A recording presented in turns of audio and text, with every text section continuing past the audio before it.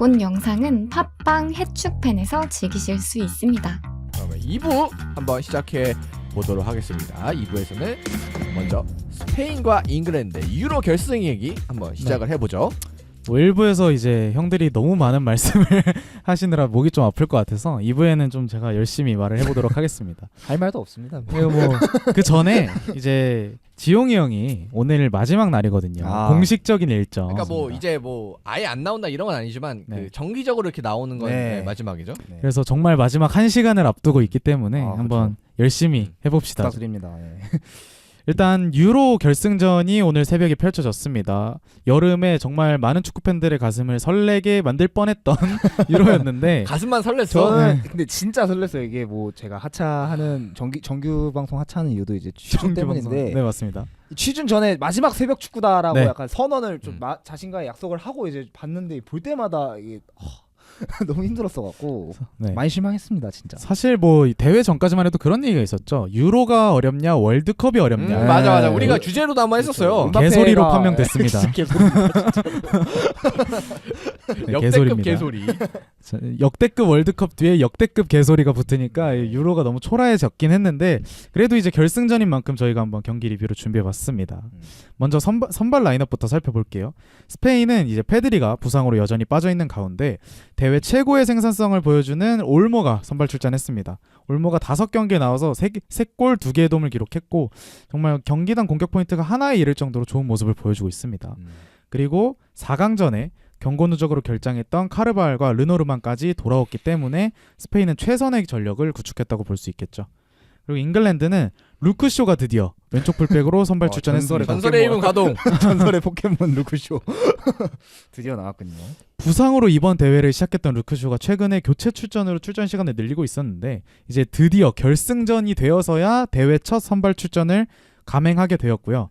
덕분에 앞선 경기들보다는 보다 정상적인 4-2-3-1 라인업을 가동할 수 있었습니다. 결국 정리해보면 두 팀 모두 최상의 라인업을 꺼냈다. 뭐 이렇게 봐야 될 것 같아요. 잉글랜드는 맞습니다. 진짜 최상의 라인업을 꺼냈다고 봐야겠네요. 뭐 스페인은 사실 페드리가 그러네. 부상으로 결장을 했으니까 물론 다니 올모가 정말 대회에서 최고의 활약을 맞습니다. 보였지만 그리고 가비 빠진 것도 좀 그렇고 맞습니다. 명단 탈락했지만 자, 이제 전반전 포인트부터 살펴보도록 할 텐데 우선 잉글랜드가 결승전을 맞이해서 이번 대회에 보여주던 조금은 수비적인 모습을 역시나 보여주었습니다. 뭐 그냥 늘 먹던 네. 늘 먹던 맛. 조심스러웠던 잉글랜드라고 정의하면 좋을 것 같은데 일단 수비 시에 2-3-5 전형으로 빌드업하는 스페인을 상대로 4-2-3-1 전형을 가지고 나왔습니다. 이게 사실 맨투맨 마크로 상대 빌드업을 견제하는 나쁘지 않은 접근법이거든요. 케인이 센터백 2명을 마크하고 포든이 로드리를 마크하면 윙어가 상대 윙백에 대응되고 양쪽 투볼란테가 메짤라에 대응되는 딱딱딱 맞아떨어지는 그런 전방 압박 구도라고 볼 수 있는데 그런데 이런 맨투맨 압박을 강하게 가져가기보다는 좀 더 뒷걸음질 치면서 수비적으로 가져가다 보니까 사실 축구 팬들이 보기에는 압박을 하는 게 맞나라는 생각이 들 정도로 조금은 소극적인 모습을 보여줬습니다. 일단은 잉글랜드가 수비를 왜 했는지는 알 것 같은데 어쨌든 스페인이 굉장히 경기력적으로 굉장히 앞서고 잉글랜드가 이제 주도하는 데는 좀 능하지 않다는 거를 좀 대회 내내 많이 보여줬기 때문에 수비적으로 나설 거다라는 건 예측이 가능했지만 근데 예측보다도 조금 더 많이 내려선 것 같아요. 전반전은. 물론 뭐 4-4-2, 뭐 4-5-1 이런 거 축구 팬들이 사실 별로 안 좋아하거든요. 내려앉고 수비하고 이런 게 조금 지지부진해질 수 있기 때문에 안 좋을 수 있는데 사실 사우스게이트 입장에서는 대회에서 가장 좋은 모습을 보여주고 있는 스페인을 상대로 나름의 좀 공략법을 가지고 왔다라는 생각이 들었고 실제로 수비의 상황에서는 이 4-5-1, 4-4-2 체제를 통해서 스페인의 장점을 많이 상쇄하는 모습을 보여줬습니다. 특히 이제 스페인의 장점이라고 하면 양쪽 윙어들이 보여주는 측면 공격이 되게 위협적인데 이날 같은 경우에는 사카가 오른쪽 그리고 왼쪽에는 벨링엄이 수비 라인까지 내려와주면서 굉장히 좀 마크를 잘해줬기 때문에 스페인의 공격을 상당히 많이 막아낼 수 있었다. 하지만 이러다 보니까 잉글랜드 역시 공격 상황이 많진 않았습니다. 전반전에 슈팅이 3개, 상대 박스한 터치가 8개에 그치면서 사실상 공격 장면이 많지 않았을 뿐더러 풀백의 오버래핑을 바탕으로 측면 유닛 플레이를 시도를 했으나 실제로 슈팅까지 연결되는 장면은 극히 적었다고 보면 좋을 것 같습니다. 전반전 보면서 잉글랜드 쪽에서 인상적이었던 게 선수들의 수비 능력. 아하. 개개인의 대인 마크 능력, 1대1 뭐 돌파 차단 능력 뭐 이런 게 좀 확실히 다른 팀들과는 조금 다른 더 수준이 높은 뭐 이런 느낌을 좀 받긴 했어요. 개개인의 능력이. 사실 워커나 뭐 이런 스톤스 뭐 이런 선수들이 돌파 저지하는 거나 맞아요. 아니 특히 왼쪽 측면에서도 야말 견제가 전반전 한정으로는 좀 잘 됐어요. 그다음에 그래서 답답해가지고 스페인이 막 윙어 2명 한쪽으로 몰고 이런 장면도 많이 나오고 했는데 그래서 와 진짜 잉글랜드 선수들이 능력이 뛰어나구나라는 걸 잘 느낄 수 있었습니다. 전반전에. 전술이 뛰어난 거 아니고. 왜냐면 그냥 1대1 수비를 잘하더라고요. 뭐 맞아요. 전술적인 뭐 배치 이런 걸 떠나서. 뭐 근데 예준이 설명을 들으면은 뭔가 잉글랜드가 의도한 대로 전반전이 흘러갔다고 봐도 좀 무방한가요? 이 사우스게이트의 의도의 끝에는 역습을 통한 공격 장면을 만드는 것까지는 있었겠지만 네. 사실 전반전 잉글랜드는 그런 장면을 많이 만들어내진 못했고요. 특히 4강전에 네덜란드를 상대로 3백을 사용하면서 굉장히 공격적으로 괜찮았거든요. 네. 그거에 비해서는 확실히 공격을 전개함에 있어서는 좀 어려운 부분이 많았던 잉글랜드였던 것 같습니다. 결국 사우스게이트의 전술이 실패했냐고 보기는 어렵지만 어렵죠. 완전히 성공을 거뒀냐고 보기도 그것도 약간 어렵죠. 뭐 스페인의 공격은 어느 정도 억제했다 네. 이 정도의 의의가 있었다고 보면 네. 되겠군요. 원래 같았으면은 그냥 4-5-2에서 왼쪽 풀백만 루크슈로 바꾸는 건 어땠을까라는 생각도 하긴 했었거든요. 근데 거기에 대해서는 앞서 초반에 말씀드렸던 것처럼 맨투맨 마크로 상대방에 좀 더 효과적으로 대응하기 위해서 4-2-3-1이라는 시스템을 가져왔던 것 같아서 일단은 실점하지 않았다에 좀 중점을 두면 좋을 것 같습니다. 그래서 스페인 쪽을 살펴보자면 스페인 역시 전반전에 쉽지만은 않았습니다. 특유의 센터백 전진 드리블, 이게 뭐냐면 앞으로 한쪽이 케인을 몰아놓으면 반대쪽 센터백이 전진 드리블 함으로써 라인 하나를 건너뛰는 걸 말하거든요. 이런 게 이제 대회 내내 스페인이 정말 너무너무 잘하는 그런 포메이션이었는데 이런 걸 통해서 상대의 1차 압박을 잘 벗겨냈습니다. 하지만 말씀드린 것처럼 내려앉은 잉글랜드를 상대로 중앙, 측면, 중앙을 넘나들면서 이어지는 그런 공간 창출 플레이, 그런 패턴 플레이 이런 것들이 잘 안 나오면서 리코, 야말 역시 상대 풀백을 상대로 고전하면서 스페인의 공격 역시 잘 통하지 않았습니다. 원래는 스페인이 이제 좋은 전개를 통해 측면으로 이제 배달을 해주면 측면 선수들이 이제 뽁짝뽁짝 해가지고 끌어주고 내주고 거기서 찬스가 나는 부분이 많았는데 확실히 개인 마크가 좀 확실히 되다 보니까 이게 빈 공간이 잘 안 났어요 스페인도. 그래서 좀 답답했습니다 스페인도. 네덜란드전 같은 경우에는 이제 측면으로 빠진 유닛들이 투볼란트 중에 한 명을 끌고 와서 해주면은 가운데 있는 뭐 파비안 루이스나 다니 올모에게 기회가 나는 모습을 보여줬는데 이번 경기에는 앞서 말씀드린 것처럼 사카나 벨링엄이 이제 내려와서 막아주다 보니까 가운데 있는 메잘라들은 투볼란츠한테 완전히 묶여버리는 그런 장면이 많았거든요. 그러다 보니까 이제 앞서 좋았던 중앙에서의 공간 창출이 잘 나오지 않았던 것 같습니다. 그래서 전반전 스탯을 살펴보면은 스페인이 점유율을 69%를 기록했고 슈팅이 5개, 유효 슈팅이 1개, 빅찬 스미스가 0회였습니다. 70%에 육박하는 점유율을 가져감에도 불구하고 이 정도 공격 스탯이면 사실 아쉽죠. 스페인 입장에서는. 물론 로드리, 수비진의 안정감 있는 수비와 역습 저지 덕분에 실점 없이 전반전 마친 것은 스페인 입장에서도 나쁘지 않았던 전반전이었던 것 같습니다. 그러니까 전반전 보면 잉글랜드가 뭐 역습 횟수가 한두 번 있었던 것 같긴 해요. 네. 뭐 워커 그 오버래핑해서 크로스 막힌 거, 그다음에 이제 케인 그 슈팅 때리는 거, 뭐 수비수한테 막히긴 했지만, 그래서 딱 몇 개 정도 생각나긴 하는데, 근데 전반적으로 그냥 스페인은 주도하는데 공격이 안 되고, 잉글랜드는 수비하느라 공격이 안 되고, 그래서 전반적으로 공격적인 움직임 자체가 별로 없었던, 솔직히 노잼이었거든요 전반전. 이게 말이 좋아 전술적 싸움이었지. 사실 솔직히 좀 심심했어요. 네. 많이. 이제 지용이 형의 한 시간을 뺏어가는 거 아니겠습니까? 아 저는 전반전 잠들었습니까? 그러니까 눈 떴는데 틀고 자다가 눈 떴을 때 이제 후반전이 시작됐군요. 시작됐어요. 이게 승리자야. 전반전 안 본 게. 네, 전반전 폭작폭작 의미가 별로 없었습니다. 그래서 이제 후반전 포인트로 넘어가자면 후반전 시작하자마자 스페인 쪽에서 변수가 발생하죠. 이제 로드리가 부상으로 교체 아웃됩니다. 제가 생각하기에는 이제 전반 막판에 나왔던 해리케인의 슈팅을 막는 과정에서 로드리와 르노르망이 부딪히는 장면이 있었는데 아마 그 상황에서 로드리가 좀 부상을 입은 게 아닌가라는 생각이 들고 이에 따라서 후반 시작과 동시에 수비 맨디가 교체 투입되었습니다. 그래서 이거 보면서 와 이거 잉글랜드한테 우승의 기운이 오나? 그렇죠. 이 생각 들긴 했거든요. 로드리 네. 사실 진짜 본체니까 사실. 본체죠. 근데 이상하게도 수비 맨디가 들어오면서 파비앙 루이스가 조금 내려가고 맞아요. 원래 4-3-3 비슷하게 됐었는데 약간 4-2-3-1로 변형이 되면서 뭔가 그게 또 전화위복이 의도치 않게 된 느낌? 그런 느낌도 있고. 그쵸. 말씀해주신 것처럼 수비맨디가 투입된 이후에 빌드업체가 약간 바뀌어요. 원래 같았으면은 풀백이 2, 3 전형을 만들어주면서 차근차근 올라가는 시스템이었다면 이렇게 되면서 파비안 루이스가 3선으로 내려와서 빌드업의 시발점을 맡아주는 경우가 상당히 많아졌거든요. 선제골 장면만 보셔도 파비안 루이스가 오른쪽 측면으로 빠져있고 카르발, 라민 야말로 연결되는 빠른 전개가 나왔습니다.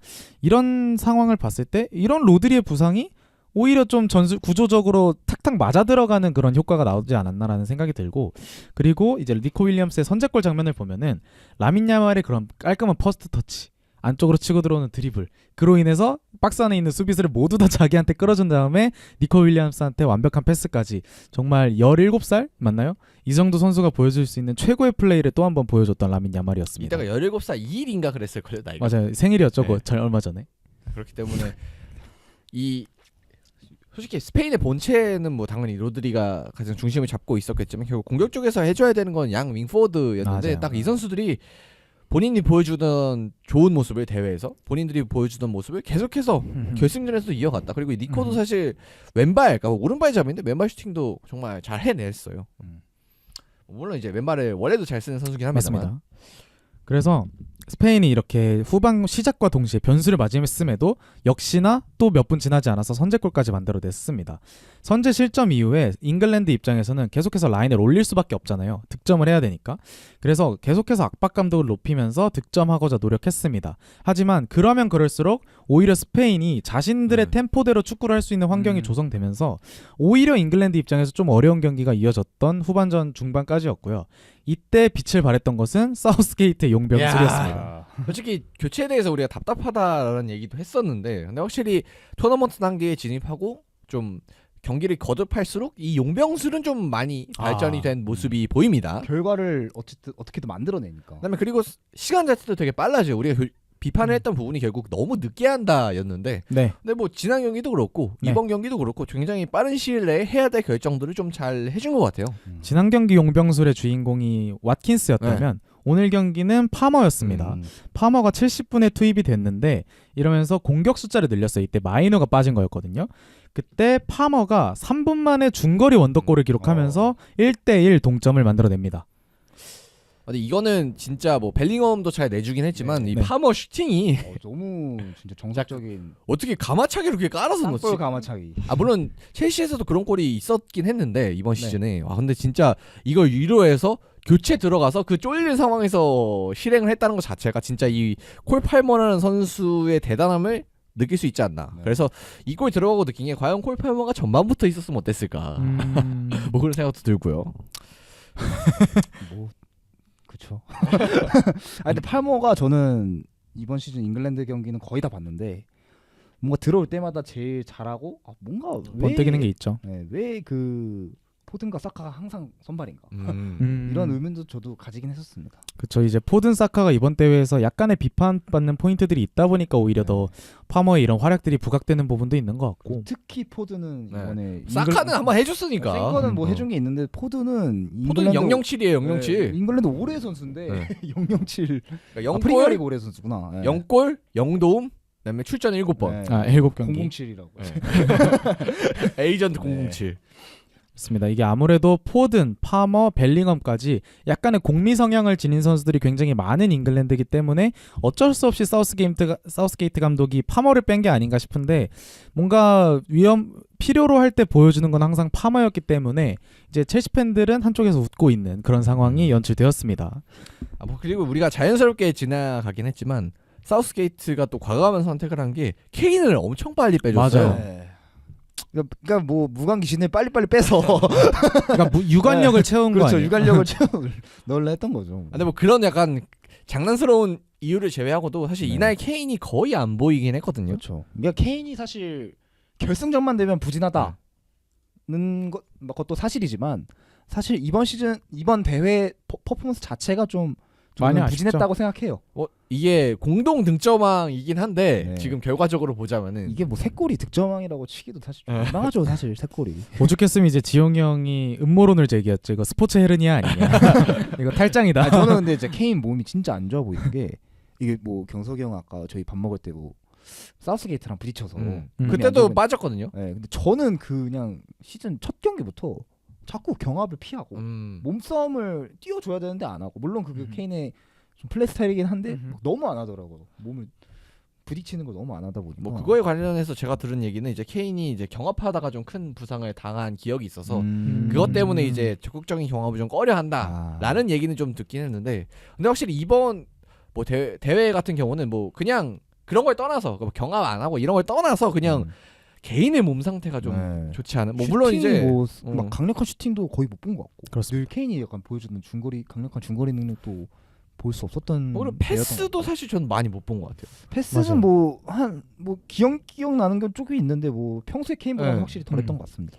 저는 오프 더 볼 빼고는 딱히 뭐 볼 게 있었나 이번 대회에서라는 생각. 그리고 결승전에서는 좀 더 했다고 생각이 들고요. 물론 이제 늘 전반전에서 좀 찬스가 없긴 했는데 네. 그걸 다 감안해도 이제 케인 하면은 이제 뭔가 공이 왔을 때 그래도 기대가 보여줘야 되는 되는 선수. 그런 우리가 기대감이 있는데 그렇죠. 잉글랜드 에이스 주장으로서 근데 그 기대와 놓고 보면 상당히 좋지 않았던 것 같고 그리고 아마 이렇게 이른 시간에 빼준 거 보면 분명히 좀 몸적으로도 100% 피지컬적으로도 문제가 좀 있었지 않을까. 뭐 해리 케인이 이날 네. 기록한 건 로드리를 부상시킨 그 슈팅. 너들이 부상시켰던 수상.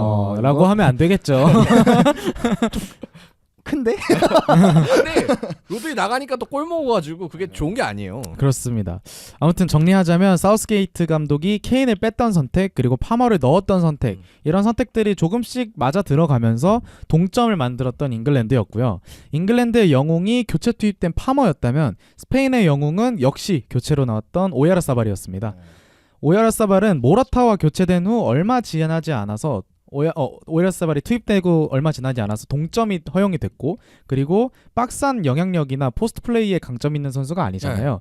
그러다 보니까 모라타가 있을 때보다 경기력이 좀 떨어졌어요. 그래서 사실 오야르사발 개인적으로는 득점전까지 상당히 고전하는 경기였는데 하지만 결정적인 순간에 쿠쿠렐라와 뛰어난 연계를 보여줬고 오프사이드 라인을 절묘하게 피하면서 결승골을 만들어냈습니다. 사실 저는 이 파머가 동점골 넣고 오야르사발의 이 얼굴을 이렇게 비춰주는 장면이 있었거든요.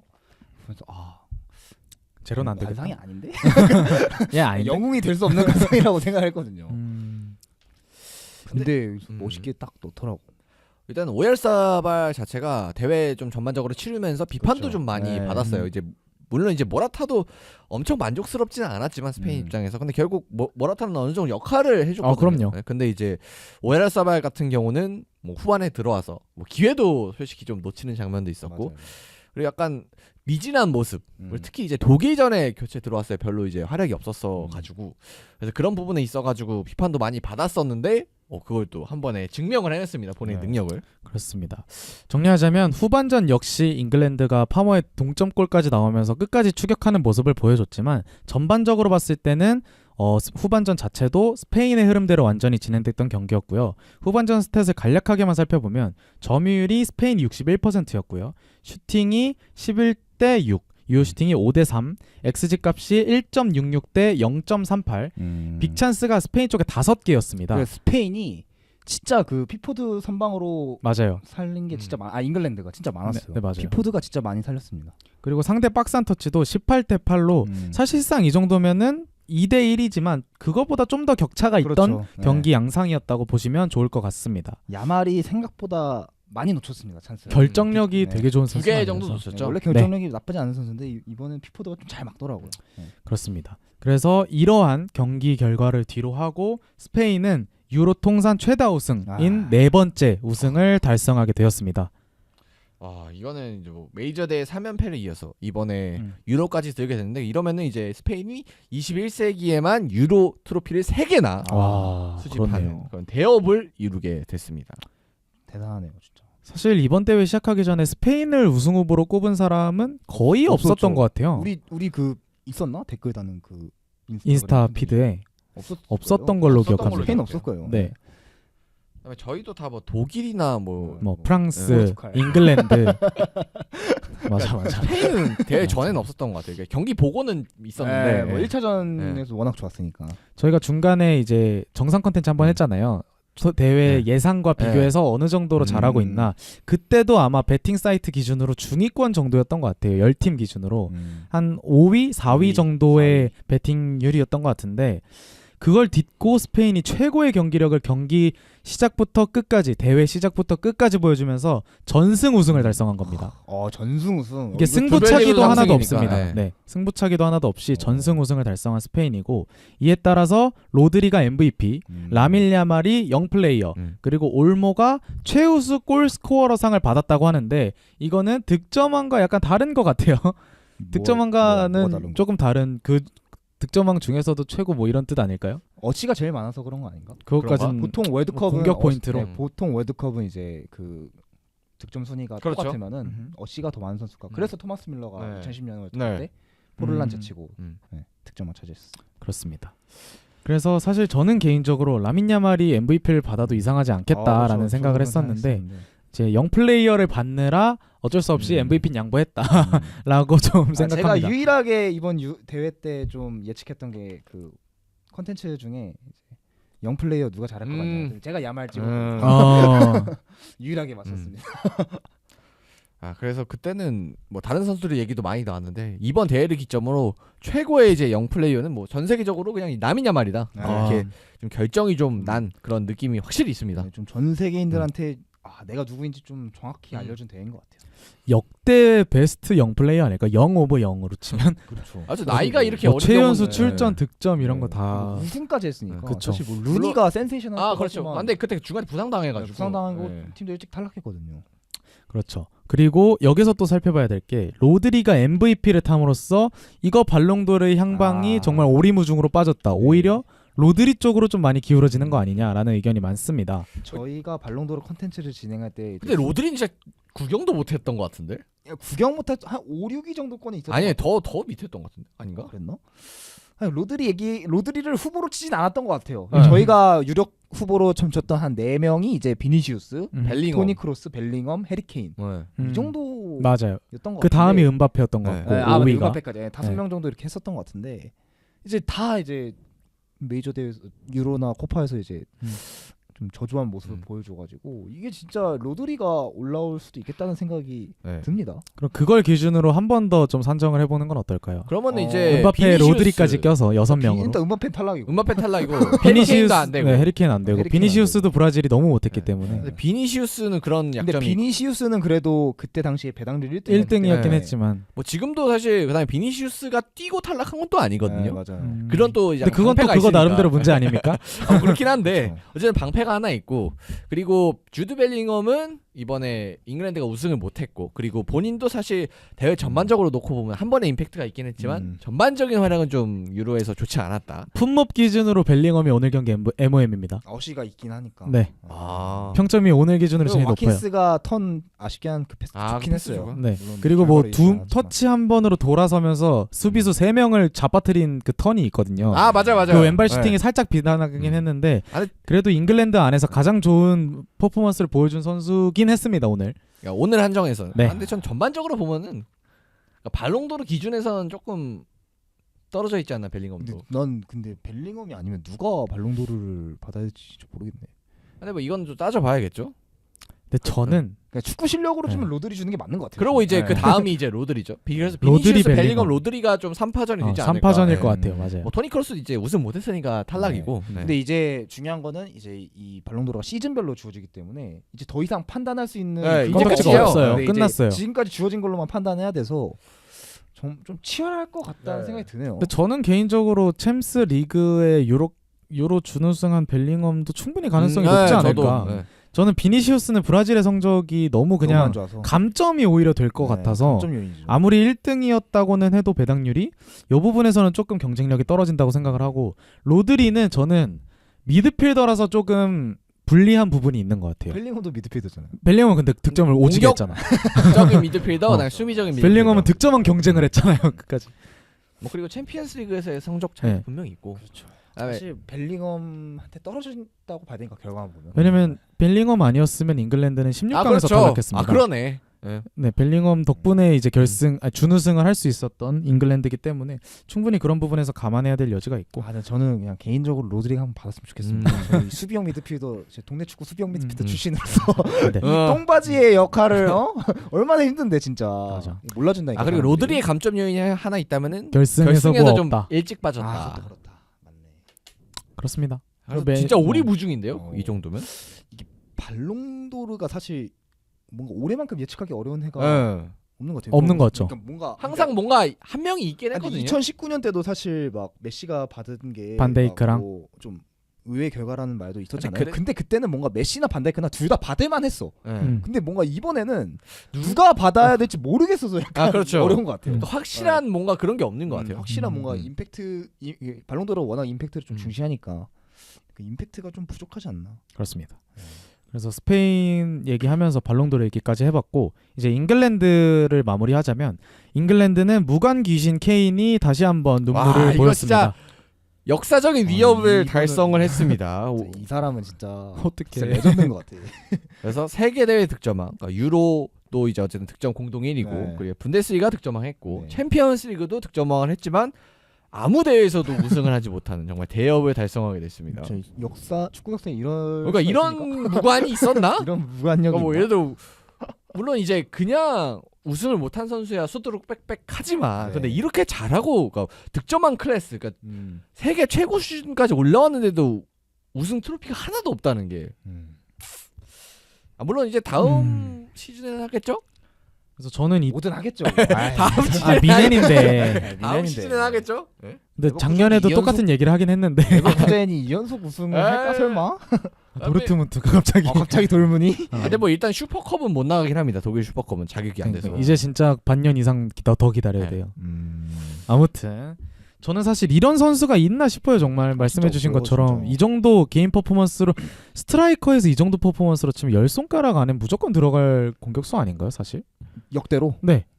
그래서 넘버 9으로만 그렇게 국한하면 생각합니다. 10손가락 안에 들어갈 만한 공격수라고 생각을 하는데 그런데 이제 결승전마다 보여주는 이런 아쉬움 사실 부상이든 부진이든 그리고 결국은 무관이잖아요. 그러면 이 선수의 평가를 내릴 때 좀 애매해지는 부분이 있지 않을까.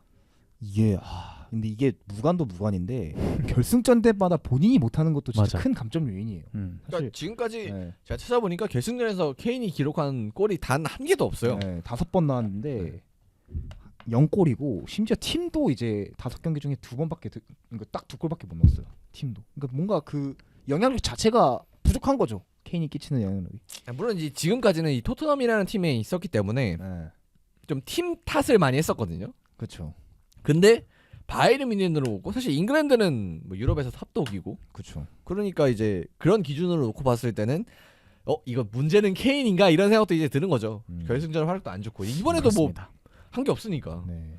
그 저는 사우스게이트 감독이 그 잉글랜드에도 이런 밈이 있지 않을까요? 무관 귀신. 있지. 있을 것 무조건 같아요. 있지. 있을 것 뭔가 같아요. 그런 거 의식하고 뺀 거 아닌가?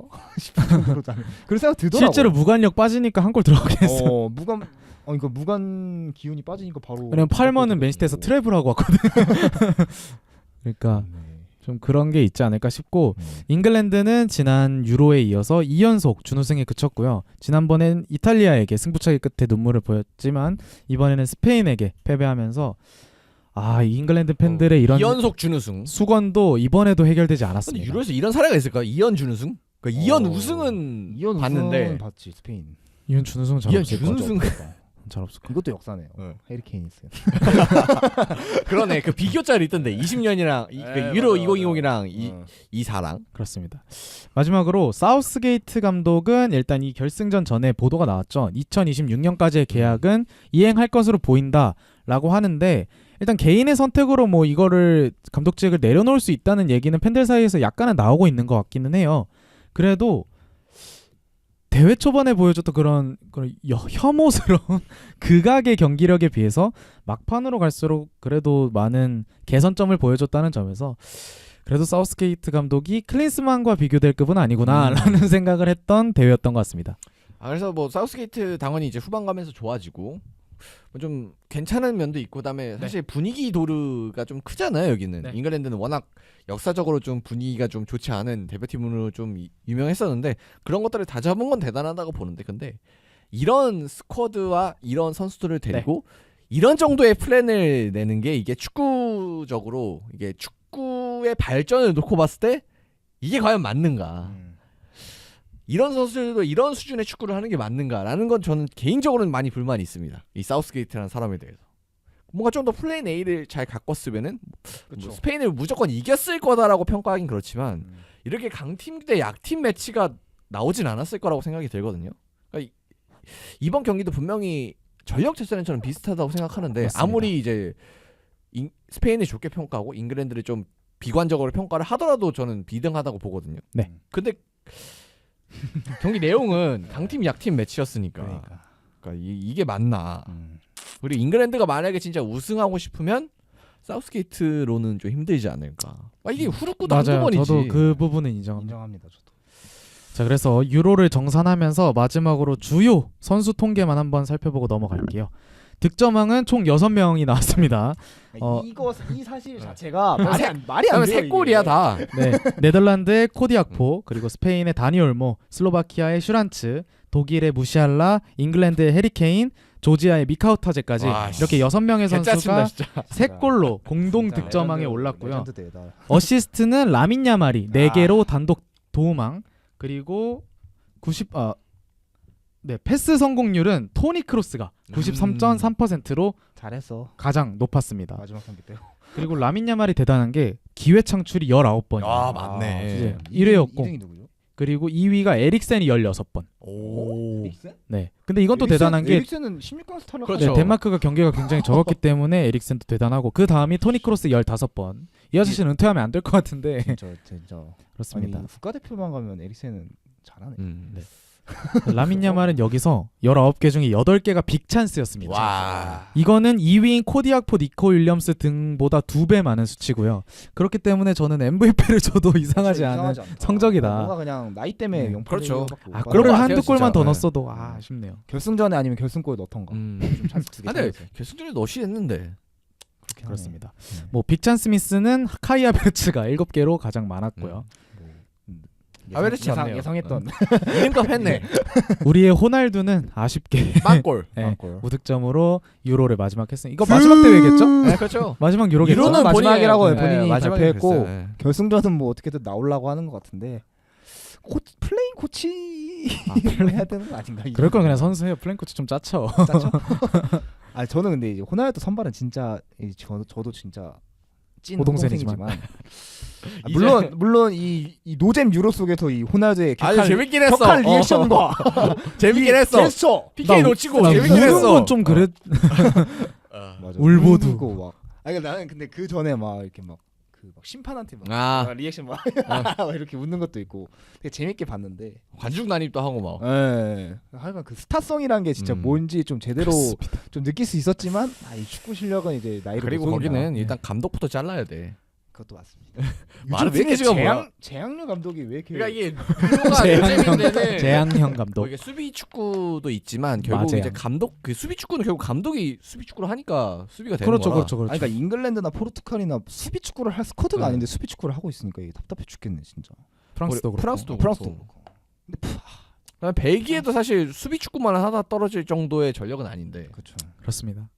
여러모로 조금은 아쉬움이 많았던 유로를 이렇게 한 달 정도의 여정이 마무리되었습니다. 아 맞아. 그리고 유로 얘기 이제 마무리해야 되니까 그 전에 얘기를 해보자면 이번 유로에는 좀 현대 축구의 트렌드와는 다르게 굉장히 짧은 추가 시간이 맞아. 많이 적용이 됐습니다. 그래서 이번에 결승전에서도 막 부상당하고 이런 누워 있고 이런 네, 상황이 있었음에도 맞아요. 추가 시간에 주지 않고 그냥 바로 칼같이 끝내는 모습이 있었는데 이런 건 좀 어떻게 보셨나요?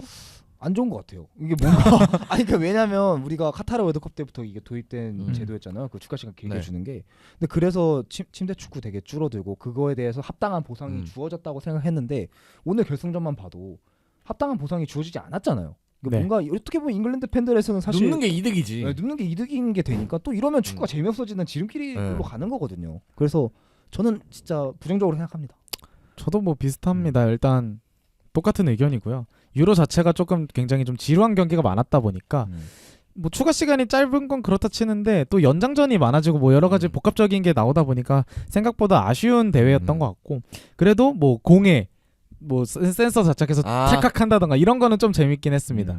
그래서 그런 기술적인 부분은 상당히 좋긴 했는데 네. 근데 결국 이 축구 본질적인 문제 자체가 뭐 감독들도 그렇고 네. 이 네. 유럽 항상 오히려 챔피언스 리그나 아니면은 월드컵보다도 유로가 이 축구 전술적인 트렌드를 선도한다라는 그런 인식이 있었는데 그렇죠. 이번 유로는 아니다. 네, 이번 유로는 이걸로 선도되면 안 돼. 이게 이걸로 선도되면 그럼 다 진짜 오사이 돼야 이게 돼. 선도라는 말이 맞을 수도 있는데 이걸로 선도되면 진짜 축구라는 산업 자체가 노잼이 되는. 네. 네, 좀 위험하다. 네. 룰 축구라고 이게 바꿔야 돼 뭐 이렇게 막 할 거면. 축구라고 하면은 그러니까 뭐 잉글랜드 뭐 프랑스 이런 축구가 트렌드가 되면 진짜 망해요 축구. 네, 정말 스페인처럼 뭔가 좀 그 동근이 형이 저 목요일 날 방송판 동근이 형이 축구에 정의가 있다면 스페인이 우승을 해야 된다. 그래서 결국 정말 정의 구현은 이게, 됐습니다. 정의 구현이 응. 됐고 다행이다. 그리고 그 정의를 이어가려는 전술이 나와야지 자꾸 정의와 그릇된 그런 반칙 전술을 자꾸 들고 오면은 축구가 재미없을 수밖에 없다. 그렇습니다. 그러니까 저는 이번 유로를 보면서 이건 마지막에 얘기하겠습니다. 네. 그 타코파 얘기까지 하면서 비교를 네. 하면서 네. 그렇습니다. 이렇게 유로가 마무리가 됐고요. 유로에서 스페인이 이제 메이저 대회 3연패를 한 적이 있다면 남미에서도 메이저 대회 3연패를 한 팀이 탄생했습니다. 바로 아르헨티나가 코파 아메리카를 우승함으로써 야. 메시와 함께 메이저 대회 3연패에 성공했습니다. 아 이거는 진짜 뭐 메시한테 박수 한번, 박수 한번. 경애의 박수를. 이건 뭐 지용이 형이 준비했으니까 한번 좀 진행해 주시죠. 일단은 이번에 2024년 네. 북중미에서 열렸던 미국에서 미국에서 열렸던 열렸죠. 코파 아메리카는 아르헨티나가 우승을 차지했습니다. 준우승은 이제 또 콜롬비아. 예상할 수 없었던 네. 국가 콜롬비아가. 물론 이제 동근이가 코파 전에 음. 콜롬비아의 결승 진출을 예측 그런가요? 한번 하긴 했었거든요. 오, 역시 축신. 역시 아. 축신이다. 네, 그래서 콜롬비아가 준우승을 차지했고요. MVP를 이제 콜롬비아의 하메스 로드리게스. 도움 진짜 많이 네, 했더라. 정말 1골 6도움을 기록하면서 와, 정말 말도 안 돼. 대회에서 정말 좀 가공할 만한 킥력을 보여주면서 어시스트 왕을 MVP를 차지했고요. 득점왕은 이제 호우타로 불렸던 라우타로 마르티네스가 차지했습니다. 5골을 넣었고요. 또 이게 출전 시간이 90분으로 따지면 한 3경기 풀타임으로 따졌을 때 맞아요. 그 정도 출전. 선발로 안 나온 경기도 네, 있었어요. 맞아요. 그래서 어쨌든 5골을 차지하면서 득점왕을 차지했고 골키퍼는 이제 에밀리아노 마르티네즈에게 돌아갔습니다. 그리고 이제 페어플레이상이 콜롬비아한테 에? 돌아갔는데 근데 이건 솔직히 전 이해가 안 돼요. 네, 이게 저도 근데 콜롬비아 이게- 그 관중 그 난동하고 네. 그런 그 팀 그쵸. 아닌가? 맞아요. 싸우고 막 그게 4강에는 레드 카드도 나오고 막 이러지 않나? 반칙도 뭐 거의 100번이 넘었다고 하던데 이게 다 합쳤을 때 근데 이 제가 알기로는 페어플레이상 기준이 옐로 그- 카드 네. 그걸로 알고 있거든요. 그러니까 음. 경고랑 퇴장 합쳐가지고 제일 적은. 네. 그래서 어쨌든 뭐 기준이 좀 뭐 그렇습니다. 뭐 하지만 물론 이번 콜롬비아가 코파가 옐로 카드가 되게 많이 나온 대회는 아닙니다. 네. 한 거에 비해서. 워낙 뭐 남미 축구가 네. 이제 좀 과격하다 보니까 뭐 어쨌든 그리고 경기 이번에 이제 결승전 했는데 그 전에 좀 주목이 됐던 게 갑자기 경기가 연기가 됐어요. 예, 시작이 안 되고. 경기가 1시간 반 정도 그 딜레이가 됐고 이 이유가 이제 콜롬비아 팬들이 경기장에 들여보내달라고 난동을 피웠다고 합니다. 근데 여기 미국인데? 근데 이게 이유가 있어요. 근데 미국이 이 티켓 가격을 책정할 때 공식적인 그런 정찰가가 아니라 시가로 이제 적용을 한다고 해요. 뭐 회야? 아니 약간 횟수처럼. 티켓이 아니 뭐 네. 안표야? 안표는 시가는 그러니까 안표면 시가가 네. 되는데 이게 공식적인 가격도 이제 그렇게 그래요? 책정을 하니까. 공식적으로 네. 그래서 제가 찾아본 안표 정보에 때문에 그런 게 따르면은 아니라. 네네 안표 때문에 그런 게 아니라 공식 가격이 와, 이제 돈에 시가처럼 미쳤네, 이 조정이 새끼들. 돼가지고 메시가 이제 결승에 진출했잖아요. 아. 그래서 이제 메시를 보려고 사람들이 엄청 몰린 거죠. 제가 월드컵 그거 티켓팅 할 때도 아르헨티나 경기 구할 수가 없었어요. 정찰가로 다 이미 다 네, 매진돼. 그렇죠. 그런데 막 근데 월드컵은 그 정해져 있는 가격이 있잖아요. 그렇죠. 결승전까지도 정해진 네. 가격이 딱딱 있는데 물론 그 정해진 가격도 정말 비쌉니다. 네. 근데 이제 막 안표를 사면은 막 진짜 얼마였더라? 뭐 1,000만 원, 막 네. 2천만 원 막 이렇게 부르니까 안표 상인들이. 근데 여기서 얼마를 부르는지 정확히 모르겠지만 하여간 그러한 이슈가 있어서 들여보내달라고 이제 난동을 피워서 경기가 무려 1시간 30분, 20분 가량 딜레이가 됐다고 합니다. 경찰도 되게 많이 왔고 네, 경찰도 영상을 많이 왔고. 보면은 환풍구 막 들어가고 이러더라고요. 네. 뭐 바퀴벌레인가. 그리고 실제로 이제 기사에 따르면 현지 경찰이랑 안전요원 이렇게 진입을 시도하는 그런 훌리건들과 물리적인 충돌도 있었고 그래서 일부 팬들이 막 기절해서 병원으로 이송되기도 하고 어떤 팬들은 이제 진짜 적합한 표를 가진 팬은 군중들한테 갇혀서 경기장에 못 들어가고 이런 좀 이슈가 있어서 근데 딜레이가 될 이게 수밖에 없었다. 지난번 4강전에서도 그 우루과이 뭐 가족 가족들 선수 가족들에 대한 뭐 그런 폭력적인 사건 뭐 이런 네. 것도 있고 이번에 관중 난동? 관중은 아니지. 이거 뭐라 그래야 되지? 팬들 난동? 네. 집단 네. 난동 뭐 뭐 이런 것도 있고 나 이게 미국이 월드컵을 이제 개최하고자 하는 입장에서 이제 약간 프리퀄 느낌으로 이걸 한 건데 이게 참 이건 좀 수정해야 될 네. 부분 같아요. 네. 뭐 시가로 한다던가 이런 아니, 거는 시가가 뭐 정확하진 모르겠어요. 근데 이게 어쨌든 좀 만약에 정말 이럴 거라면 좀 뭔가 문제가 있잖아. 이게 근데 사실 티켓을 구하려는 입장에서 이게 티켓이 시가로 조정이 되면은 여행객 일반인들은 살 수가 없어요. 네. 진짜 골 때릴 것 같은데. 거의- 애초에 월드컵 결승전도 제일 싼 좌석이 100 얼마였으니까 100만 얼마였으니까 와. 와. 이게 시가로 조정되면 그러니까 그러면 진짜 끔찍한 일인데 어쨌든 월드컵을 개최해야 되는 입장이기 때문에 네. 그러니까 이런 부분에 있어서 좀 이게 필요할 것 같고 그리고 지금 이제 코파였지만 월드컵을 하면은 당연히 국가도 더 많이 오고 팬들도 더 많이 오고 그렇죠. 관심도도 더 많이 되고 그다음에 아마 티켓 가격도 당연히 월드컵이 더 비싸지 않겠어요? 네, 그렇죠. 네. 그렇기 때문에 이런 문제들이 당연히 더 발생할 가능성이 더 높아지는데 이런 맞습니다. 거에 대한 좀 관리는 미국이 신경을 써야 될 것 같고 그리고 확실히 이 남미 쪽의 사람들이 아마 월드컵 때도 많이 올 거거든요. 맞죠. 그렇기 때문에 이런 뭔가 관리가 제대로 안 되면은 다른 나라 사람들이 미국 좀 가기 안 좋은데 이런 인식이 좀 강해질 수도 있을 것 같습니다. 네. 맞습니다. 이렇게 좀 경기가 좀 지지부진하게 1시간 반이나 딜레이되면서 시작이 됐는데 사실 전반전만 놓고 보면은 저희가 앞서 기대하던 그런 코파 아메리카만큼의 그런 박진감은 솔직히 아니었던 전반전이라고 아무래도 생각을 해요. 결승전이다 보니까 네, 네. 양팀 모두 물론 그 와중에 거친 파울도 있었고 역습도 빠르게 하고 직선적인 모습도 보여줬지만 그럼에도 불구하고 뭐 4강전에 막 난투극 같이 하고 막 이런 식으로 했던 것만큼보다는 보다 조심스러운 경기를 풀어갔고 그 와중에는 뭐 콜롬비아가 전반전은 좀 더 나쁘지 네. 않은 장면들을 만들어냈다고 생각합니다. 뭐 그래서 가장 경기 내용에서 주목이 됐던 건 이제 메시가 네. 부상당해가지고 진짜 크나큰 변수였죠. 네. 근데 메시가 전반 34분 경에 이제 좌측 페널티 박스에서 돌파를 하고 엔드라인 쪽에서 네. 이제 왼발로 크로스를 올리려 했는데 이 왼발에 그 지탱하던 오른발이 완전히 꺾였어요. 산티아고 아리아스와 약간 깔고 맞는 그런 네. 듯한 장면도 있었던 것 같은데. 근데 제가 이제 그 영상을 다시 찾아보니까 음흠. 애초에 그 크로스 올릴 때 발목이 꺾여 있었군요, 네, 완전히 꺾이면서 그때 이제 부상이 좀 크게 이미 일어났던 상태였고 이제 후반 19분에 또 경합 상황에서 넘어지면서 이때 이제 완전히 이제 의료진이 네. 이제 더 이상 안 될 것 같다라고 판단을 해서 교체 아웃이 됐고 메시는 그대로 정말 메시가 그렇게 우는 거 처음 봤어요. 너무 서럽게 진짜 서럽게 울더라고요. 울더라고요. 눈물만 정말 이렇게 생각했던 마지막이 아니어서 그런지 정말 서럽게 울면서 퇴장을 했습니다. 이게 중계화면에도 잡혔지만 메시의 발목이 진짜 무슨 사과처럼 진짜로 이렇게 퉁퉁 부어 있더라고요. 이게 저도 뭐 발목이 그렇게 삐끗해봐서 안 돼. 그 정도로 붓기가 쉽지 않거든요.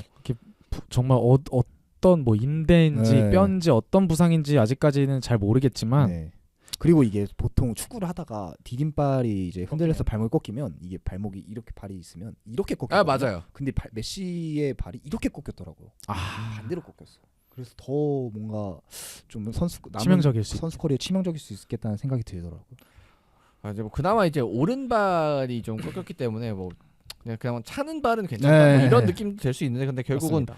어느 정도 인대가 어떻게 뼈나 인대가 네. 어떻게 손상되느냐에 따라서 예를 들어 막 이 발과 이 발목을 이어주는 부분의 뼈도 있는데 그런 뼈가 막 골절되고 으스러지고 그러면은 진짜 회복하는데 1년을 걸리거든요. 맞아요. 그래서 메시의 남은 나이를 생각했을 때 뭔가 쉽지 어떻게 않은 보면 선수 생활에 좀 지장을 줄 지장을 줄 수 있는 큰 부상이 아닌가 염려가 됩니다. 그렇습니다. 저는 이 메시의 부상 장면을 보면서 저 아르헨티나가 정말 이렇게 똘똘 뭉칠 수 있었던 그 중심엔 항상 메시가 네. 있었잖아요. 정말 메시의 호위무사라고 불릴 정도로 뭐 데폴이라든지 맥칼리스터라든지 이런 선수들이 그 선수를 구심점으로 뭔가 팀이 돌아가는 느낌이 있었는데 만약에 이런 중요한 경기에서 메시가 중간에 나와버렸을 때 저는 아르헨티나가 한순간에 무너질 수도 있겠다라는 네. 우려를 했거든요. 그도 그럴 것이 콜롬비아가 이제 메시의 부상 이후로 좀 더 기세를 타는 듯한 모습도 있었고 실제로 후반전에 물론 득점이 나오진 않았습니다만 점유율도 52% 그리고 빅찬스도 하나 만들었어요. 이런 걸 봤을 때 후반전 역시도 메시의 이탈이 콜롬비아에게는 나쁘지 않게 작용을 했던 것 같습니다. 그래서 일단은 이번 대회 같은 경우는 메시가 막 엄청 뭐 캐리를 했다 이런 느낌은 또 맞아요. 그건 아니거든요. 아니죠. 그래서 뭐 이탈리아도 이탈리아가 아니지 아르헨티나도 뭐 아르헨티나도. 메시 원맨 팀 뭐 이런 느낌보다 사실 그럴 때도 있었긴 했는데 네네네. 최종적으로 이제 메이저리그 메이저 대회 3연패를 한 원인에는 뭐 메시도 당연히 큰 축을 차지하고 있지만 팀적으로 전체적으로 많이 강해졌다는 게 확실히 이번 대회에서 좀 증명이 많이 좀 된 부분인 것 같아요. 맞습니다. 이게 정신적인 지주 같은 느낌이 확실히 있죠. 그렇게 연장전으로 향한 경기에 결정을 지은 건 다시 한번 라우타로였어요. 라우타로. 이제 이번 대회에서는 진짜 대단하게 했어요. 카타르 월드컵도 좀 많이 아쉽긴 했는데. 네. 어쨌든 뭐 이번 시즌 자체도 이제 너무 잘했죠. 네. 너무너무 정말 잘했죠. 챔스에서 활약이 좀 그건 아쉬운 아쉬웠죠. 건지, 만약에 챔스에서 잘했으면 이 라우타로도 발롱도르 네. 후보급인데 사실 좀 아쉬운 대목이 아닐 수가 없습니다. 뭐 지금은 택도 없긴 하죠. 네. 저는 라우타로의 이런 분전이 굉장히 좀 놀라웠던 게 라우타로를 안 좋아하시는 팬분들, 저평가하는 팬분들의 의견 중에 하나가 새가슴이다였거든요. 아 맞아요. 이제 주요 대회, 주요 특히 장면, 챔피언스 리그. 네. 중요 경기에서마다 너무 약한 모습을 보여주고 막 PK 실축하고 이런 모습들을 많이 보여줬단 말이에요. 실제로 지난 월드컵에서도 훌리안 알바레즈가 그렇게 스타가 된 배경에는 라우타로의 부진이 있었습니다. 그렇죠. 그래서 이번에도 사실 라우타로한테 큰 기대를 가졌던 팬분들이 많지는 않을 것 같은데 이렇게 중요한 대회에서 5골을 넣으면서 득점왕을 하고 결승전에 교체 투입돼서 결승골을 넣는다. 야. 이거는 사실 라우타로에게도 완벽하게 명예회복을 할 수 있는 대회로 기억되지 않을까. 그리고 또 교체 투입된 로셀소의 패스를 받았다는 로셀소. 의미가 있는 것 같습니다. 자 그래서 이렇게 메이저 대회 3연패를 이제 메시가 기록을 하게 됐고 그리고 이제 메시에게 하기 전에 스칼로니 감독도 이 단일 감독이 메이저 대회 3연패를 한 거는 아마 제가 처음이라고 알고 있어요. 네 맞습니다. 일단은 스페인이 이제 유로 월드컵 유로 이렇게 3연패를 네. 할 때 네. 당시에는 2008년 유로를 아라고네스 감독이 네. 아라고네스. 이제 지도를 했었고 이제 그 후임이었던 데보스케 감독이 음. 이제 월드컵과 유로를 연달아서 우승했기 때문에 3연패를 했지만 한 감독이 한 건 네. 아니거든요. 근데 이번에 리오넬 스칼라니 감독은 2021년 코파 아메리카, 2022년 카타르 월드컵 그리고 이번에 미국 코파 아메리카까지 해서 3연패를 이제 홀로 와. 대단하다. 네, 대단합니다 정말. 이게 사실 월드컵 우승을 하고 나서 한때는 스칼로니가 굉장히 좀 어려움을 겪던 시기도 있었거든요. 네. 그래서 뭐 사퇴 얘기가 나올 정도로 조금 팀적으로도 부진하고 스스로도 스트레스를 많이 받는 모습을 보여주기도 했었는데 그런 어려움을 모두 딛고 바로 다음 대회인 그런 코파 아메리카를 다시 한번 우승하는 네. 좀 대업을 달성한 것 같아서 정말 제가 생각하는 명장 중에 한 명입니다. 네.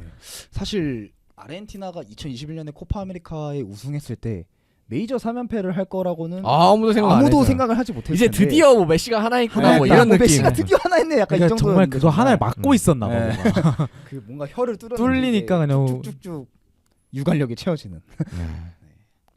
네, 그리고 메시 같은 경우는 이제 역사상 처음으로 이제 월드컵 결승, 챔피언스리그 결승, 뭐 피날리시마 결승, 네. 클럽 월드컵 결승, 코파 델레이, 프랑스 슈퍼컵, UEFA 슈퍼컵 결승 등 7번의 메이저 대회 결승에서 맨 오브 더 매치를 받는. 네. 뭐 오늘은 아닙니다만. 네, 오늘 아닙니다만. 유일한 선수가 이제 리오넬 메시고 그리고 이제 이번 대회 우승으로 아마 역사상 가장 많은 우승을 한 게 또 네 메시가. 맞습니다. 메시가 45번인가 와. 우승을 차지해서 원래는 다니엘 알바스였나 그랬을 텐데 이제 그런 최다 우승자 갱신도 했고 그리고 이제 그 메시가 2021년부터 24년까지 팀의 주장이었잖아요. 네. 맞아요. 그래서 이제 주장으로 그 3연패를 이끈 두 번째 선수 어. 카시아스에 이어서 아 카시아스. 네, 카시아스 두 번째 선수라고 합니다.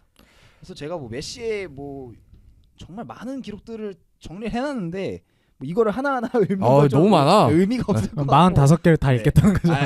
그 개인 기록 아, 개인 기록까지 개인 뭐 다 좀 정리를 해서 나무위키를 넣어놨는데, 찾아보시는 게 이거는 뭐 저희가 뭐 하나하나 읊는 건 그렇게 큰 의미가 없을 것 같고 네. 그래서 어떻게 보면 이제 메이저 3연패까지 이뤘으면 이제 메시가 정말 이룰 수 있는 게 네. 없다 네. 축구계에는 뭐 메이저 4연패가 이제 전무후무하게 하나 그렇죠. 남아 있기는 한데 네. 그건 메시 이거는- 나이상 조금 어려울 것 같기도 하고 출전이. 이번 부상도 큰 변수가 될 수 네. 있고요. 그래서 사실상 축구 선수로서 이룰 수 있는 업적과 기록은 메시가 모두 이뤘다. 뭐 역대 최다골 그거 고트다, 호날두한테 하나 준 거 말고는 다 이뤘다고 보면 될 것 같습니다, 정말. 그래서 이번 결승전에서는 이제 부상 때문에 좀 버스를 타긴 했지만 네. 이 정도면 한 번은 탈 때도 됐죠. 이게 네. 뭐 메시가 이제 자기 전성기 음. 때 이제 팀 이끌어서 희생했던 거 생각하면 뭐 이거 정도는 뭐 한번 해줘야지. 이거 버스도 네. 아니야. 버스도 아니에요. 그리고 호날두가 우승해서 버스지. 그래 감독도였네 그때. 그래서 일단 메시가 정말 전무후무한 업적 그리고 축구 선수로서 정말 대단한 업적이 메이저리그 3연패 이렇게 됐고 뭐 이제 짧고 이탈리아래 아르헨티나 자체도 팀 자체가 정말 맞습니다. 강해졌고 네. 다음 월드컵도 충분히 네. 또 대권을 노릴 만한 전력이 될 수 있겠죠? 네. 메이저 대회 4연패는 없죠. 없죠. 와.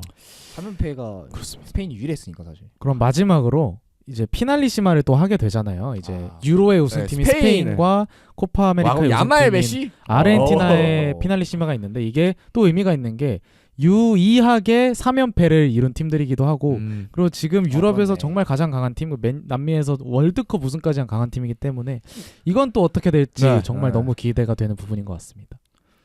이거는 내년에 아마 네. 네, 하고 맞습니다. 있는데 좀 월드컵 전초전 느낌으로다가 진행이 될 것 같은데 그때 또 이제 메시와 야말 이게 신구로 네. 바르셀로나 에이스 또 맞습니다. 세계 축구의 슈퍼스타들 간의 대결이 되지 않을까 싶어요. 그것도 참 대회가 재미있을 것 같네요. 네. 그리고 좀 아르헨티나 말고도 다른 팀들도 조금 정리를 해보자면 일단 2위가 콜롬비아. 콜롬비아. 예상보다 좀 좋은 성적을 되게 네. 거뒀고 이 콜롬비아한테 비겼던 이 비겼나? 이겼나? 그때 옛날에 비겼던 것 비겼죠. 같아요.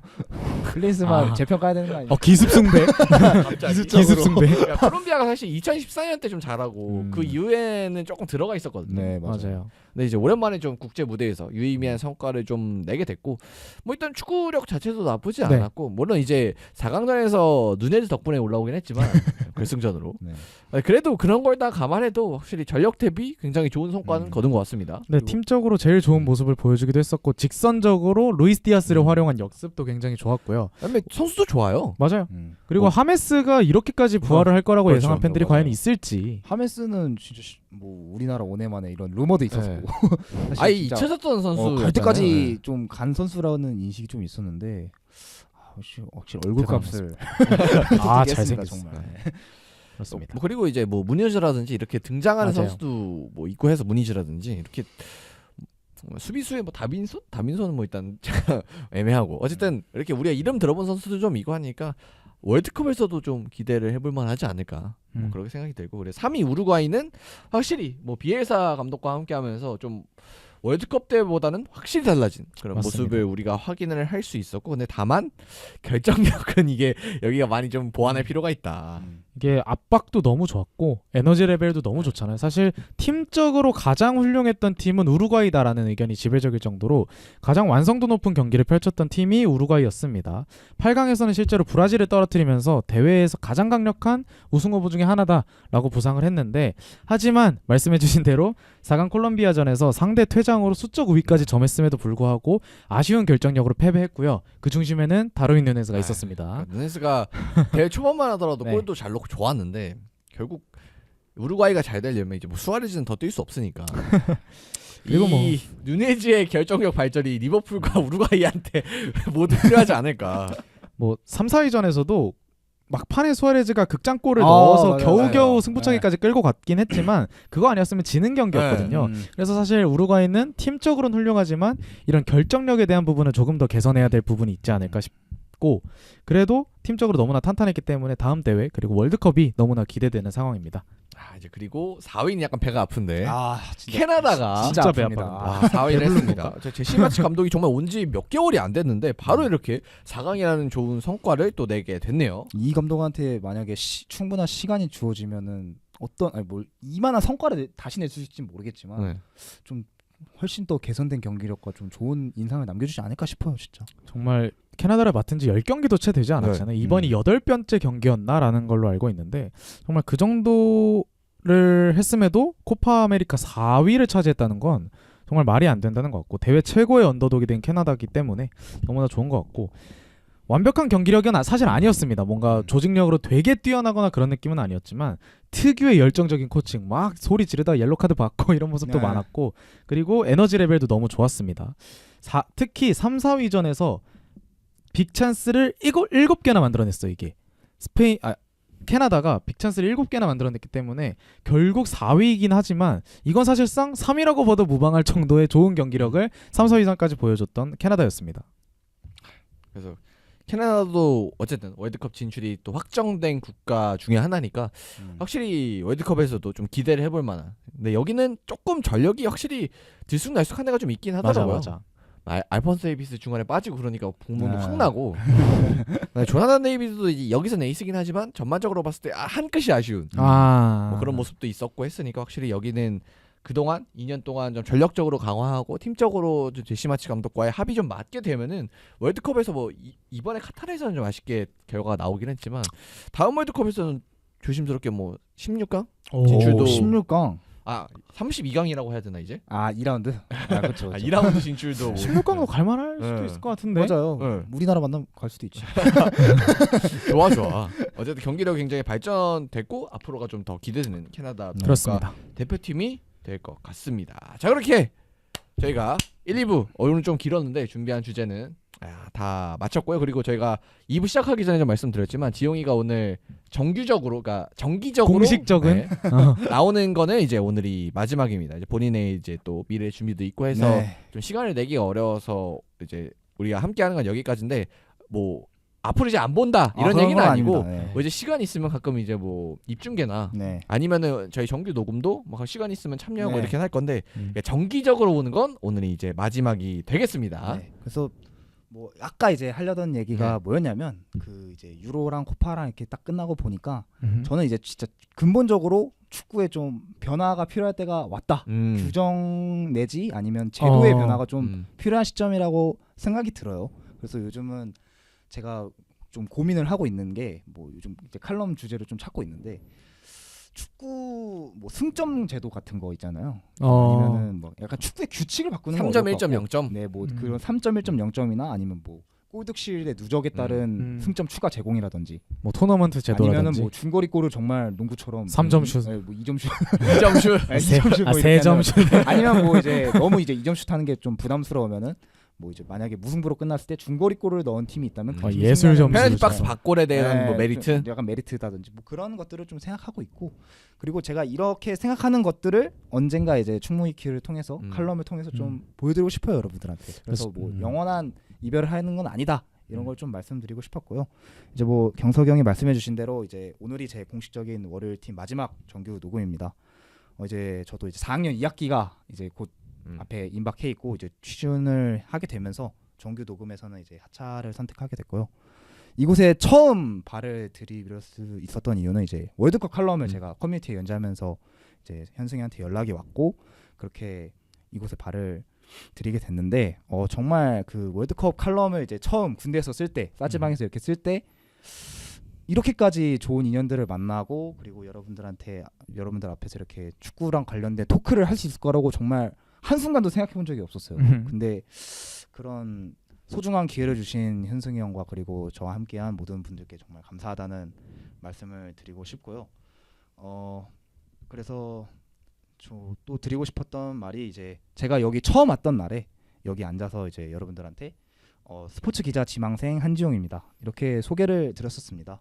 그 스포츠 기자 지망생이라는 워딩은 뭐 지금도 변함이 없습니다만 그 시간 사이에 제가 충미키 활동을 하면서 지금까지 흘러온 시간 사이에 좀 개인적으로 심적으로 좀 많은 변화가 있었습니다. 그래서 이제 약간 제가 생각한 기자로서의 역할이 좀 달라졌다고 좀 아시면 될 것 같은데요.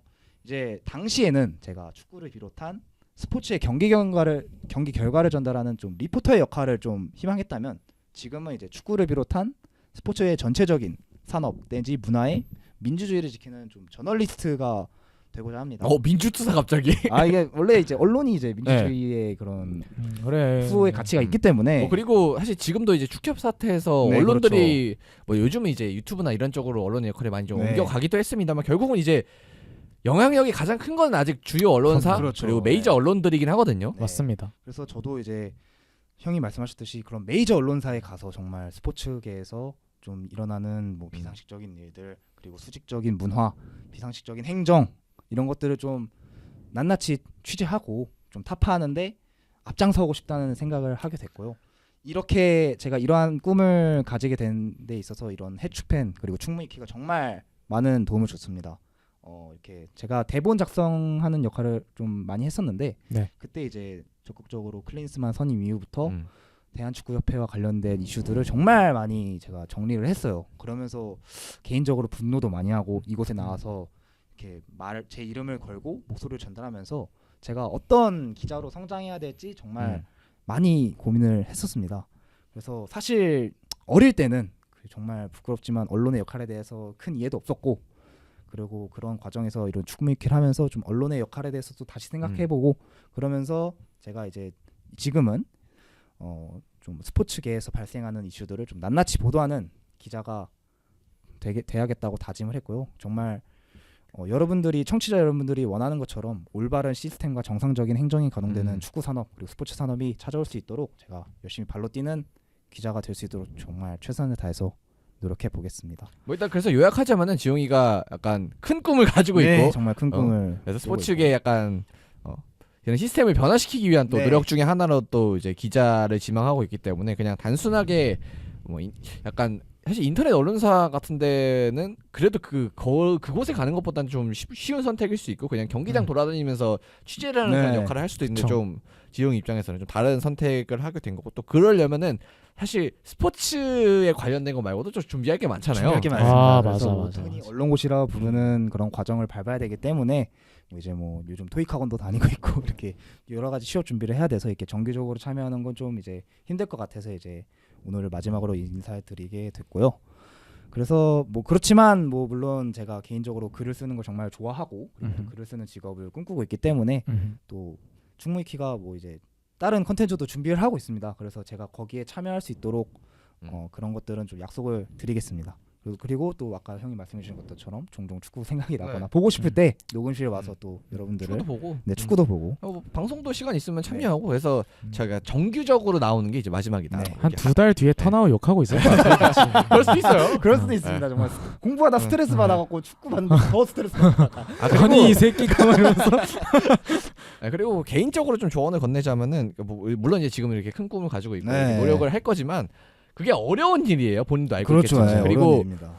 이제 이런 목표를 위해서 그러니까 축구계나 뭐 스포츠계를 전반적으로 바꾸기 위해서 사실 그 길을 가는 사람은 저는 10명은 있을까? 우리나라에 준비하는 사람들 중에 어쨌든 그 있지 않을까? 일을 원하는 사람들은 한 뽑아보면 한 저는 1000명 이상은 될 거라고 보거든요. 그럼요. 희망하는 그냥 사람들은 취직을 원하는 희망하고 사람은 이제 실질적으로 준비하는 사람들은 1000명, 10,000명이 될지도 몰라요. 그만큼 되게 언론이라는 게 아직도 되게 인기가 많은 직종인데, 근데 그걸 통해서 이제 본인의 이제 영달이 아닌 뭐 대부분 이제 뭐 정치부로 가서 나의 영달을 노리겠다 이런 사람들이 많거든요. 언론고시 준비를 하는 사람들 중에 사실. 그렇죠. 네, 적지 않습니다. 네. 그래서 그게 약간 메인스트림인데 결국 거기서도 이제 스포츠 쪽은 약간 한직이란 말이에요. 메인 언론에서는 맞아요. 결국.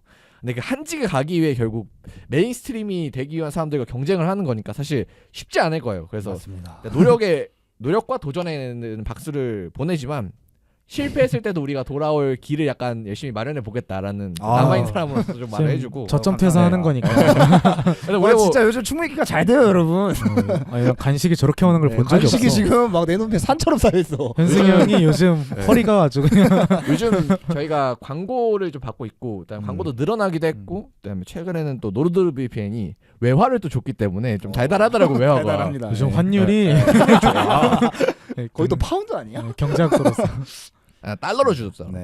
그래서 그렇습니다. 좀 달달한데 어쨌든 그런 식으로 해서 우리가 뭐 유지만 되고 있으면은 지영이가 또 언제든 뭔가 그럼요. 여건이 되면 또 돌아오거나 아니면 네. 뭐 메이저 언론사에 취직을 하면은 이제 연계해가지고 우리 소스가 하나 생기는 거예요. 아, 그렇죠. 예. 그래서 그렇게 하는 제가 뭐 제공을- 최근에 아는 메이저 네. 언론 기자님도 뭐 이제 뭐 축구 유튜버에 나오시더라고요. 네, 맞아요. 근데 요즘 시대가 그렇게 변했습니다. 네, 그런 것도 네. 많이 하니까 네. 그래서 그렇게 연계해서 할 수도 있는 거. 그래서 여러 뭐 사실 지용이 하는 도전이 뭐 어떻게 되든 그다음에 지용이가 하는 노력이 어떻게 되든 뭐 이거는 뭐 지용이가 잘 되든 못 되든 우리는 그냥 응원해주고 네. 그리고 그 미래가 어떻게 되든지 간에 우리의 인연은 또 계속 이어지는 거니까 맞습니다. 그러니까 네. 그거에 대해서는 또 청취자 여러분들도 만약에 뭐 미래에 뭐 지용이 기사 나오면 또 응원도 해주시고 그럴 수도 있는 거니까 네. 네, 그래서 많은 또 관심 부탁드리겠습니다. 네, 그래서 끝으로 이제 저를 섭외해 네. 주신 현승이 형 그리고 아시안 게임 때 저한테 티셔츠 한 장 선물해 주셨던 희찬이 형 그리고 늘 따뜻한 조언 건네주시는 병규 형 그리고 올 때마다 좀 환대해 주셨던 동근이 형 그리고 지금 국방의 의무를 다하고 계신 큰 예준 씨 그리고 저와 이제 인연은 많이 없지만 또 충무이키에서 많은 활약해 주셨던 현규 씨를 비롯한 충무이키 가족분들한테 정말 감사하다는 말씀을 드리고 싶고요. 그리고 또 끝으로 오랜 시간 저와 함께한 월요일팀 경석이 형과 그리고 작은 예준이 정말 여러모로 도와주셔서 감사합니다. 제가 사실 말도 이렇게 말 주변도 없고 그런데 정말 한 번도 이렇게 막 모집만 안 하고 모집만 하고 이렇게 칭찬만 해주셨어요. 진짜. 그래서 정말 도와주셔서 감사하다는 말씀 드리고 정말 네. 한 1년 반, 2년 가까이 했는데 정말 행복했던 것 같아요. 이렇게 축구 얘기를 그렇습니다. 할 수 있는 게 정말 흔치 않은데 그런 기회를 주신 충무이키 가족 여러분들께 정말 끝으로 정말 감사하다는 말씀 드리면서 제가 열심히 네. 해서 취업하면 음. 좀 맛있는 뭐 소고기라도 대접할 수 소고기까지? 있는, 네, 소고기라도 대접할 수 어. 있는 날이 오면 좋겠습니다. 약속했습니다. 감사합니다. 아 그리고 마지막에 마무리하기 전에 네. 또 자랑할 게 하나 있잖아요. 책. 아 예. 아, 네네네. 책. 제가 이제 월드컵 칼럼을 통해서 여기에 이제 충무이키에 입사를 하게 됐는데 그 또 월드컵 칼럼을 좋게 봐주신 분이 한 분 계셔서 음흠. 작은 출판사 대표님이 이제 연락이 와서 제가 책을 이제 음. 출판을 할 예정입니다. 그래서 아직 나오진 않았어요. 아직 나오진 않았고 이제 거의 제작 단계죠. 막바지 작업에 좀 도입하고 있는데 이제 또 월드컵이 이제 다가오고 있어서 그 시즌에 맞춰서 아마 출판을 하게 될 것 같아요. 그래서 정확한 출판 시점을 말씀드리긴 좀 어렵지만 뭐 북중미 월드컵 전에는 여러분들께 내년 책과 정도? 함께 2년 안에 인사를- 나온답니다. 책과 함께 인사. 근데 거의 작업은 끝났습니다. 네네네. 근데 이제 제가 어차피 취준도 해야 돼서 작업을 미리 거의 다 끝내놓고 이제 막바지 조율 내지 수정 작업만 하면 되는 상황이어서 좀 기대를 해주시면 좋을 것 같습니다. 지금 칼럼이 그 커뮤니티에도 그대로 있는데 그거보다 훨씬 좀 정갈한 내용, 정제돼서. 네, 정제돼서 그리고 또 추가되는 내용도 분명히 있고 맞습니다. 제가 그 칼럼 쓸 때 그 커뮤니티 칼럼 쓸 때는 한국 축구 얘기를 아예 못했거든요. 근데 이 책에는 또 한국 축구의 월드컵 역사도 담겨 있다는 점 참고해 주셔서 해주셔서 네, 그래서 관심 뭐 가져주시면 좋겠습니다. 만약에 나왔을 때도 저희가 좀 채널이 잘 유지가 되고 있다면 뭐 홍보도 해주고 여기 앞에 이렇게 해주시네요. 해주고 그러면 되니까. 아유, 그럼요. 예. 네.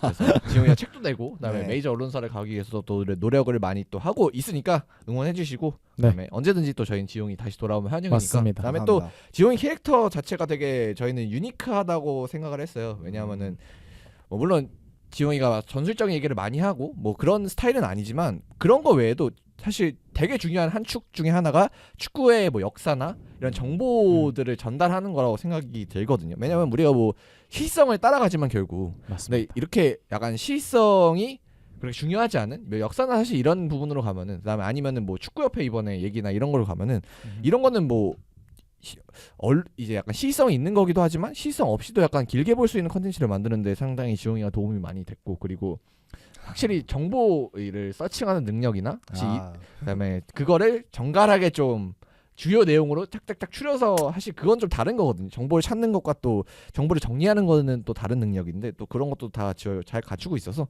만약에 뭐 언론사에서 뽑아준다면은 진짜 잘 활약할 수 있는 인재가 아닌가. 아, 그럼요. 근데 요즘 시대에 또 축자랄이야, 축구나 이런 축자랄. 방송 같은 것도 많이 해야 되는데 네. 뭐 안 할 수가 없거든요. 지금 뭐 그냥 따닥따닥 글씨만 쓸 수 있는 또 시대가 아니라서 네. 미래는 더 그럴 거예요. 근데 그래서 그런 면에 있어서는 참 지용이가 좋은 인재가 아닌가 준비된. 감사합니다. 그래서 뭐 보실진 모르겠지만 뭐 보시면 한번 이런 좋은 장점이 있다. 물론 이제 지용이가 뭐 자기 속에서 이런 잘 쓰겠지만 아이, 스펙은 넘치고 넘치는 네. 인지기 때문에 뭐 저랑 같은 꿈을 그러니까 직종까지 똑같지는 않겠지만 같은 방향성을 가지고 같이 활동을 했다는 것 자체가 되게 의미가 있는 것 같고 정말 뭐 경석이 형 말대로 쉽지 않은 길일 수 있습니다. 그게 정말 쉽지 않은 길일 수 있고 어떤 적폐와 그런 벽에 부딪힐지 모릅니다. 네. 하지만 정말 지용이 형이 원하는 바를 이루셔서 제가 생각하는 제가 꿈꾸고 제가 희망하는 그런 스포츠의 낭만 그리고 스포츠의 빛을 좀 지켜주셨으면 좋겠고 꼭 현장에서 네. 또 뵐 수 있었으면 좋겠습니다. 네. 그러면